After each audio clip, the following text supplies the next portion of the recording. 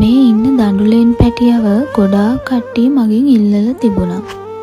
එයා ගැන ඔයාලා දන්න නිසා තමයි මම මේ වීඩියෝ එක දාන්නේ. ඊයේ රෑ මට එයාගේ ලොකු වෙනසක් දැනුණා. උදේ වෙද්දී එයා නැති වෙලා. මං එයාව වලට දාන්න කල්ලොත් දෙතුන් පාරක් බැලුවා පණ තියනවද කියලා. ඇත්තට මූණ දෙන්න එපයි. ඉතින් මම හිත හදාගෙන එයාව වලට දැම්මා. එයා දන්නේ නැතුව ඇති එයාට ආදරෙන් ආසාවෙන් එයාව ගන්න බලාගෙන ගොඩාක් කට්ටිය හිටියා කියලා. ඒ වගේම එයාට කිරි දෙන්න, කීපොන්න, බෙහෙත් මේ හැම දෙයකටම ගොඩාක් කට්ටිය මට උපදෙස් දුන්නා. ඔයාලටත් මේ වගේ මව්සතාගෙන් මේ මොන ලේන් පැටව හම්බුනොත් එයාලට ඕන කරන බෙහෙත්, එයාලට ඕන කරන කිරි ලබා දෙන්න ඕන විදිහක් තියෙනවා.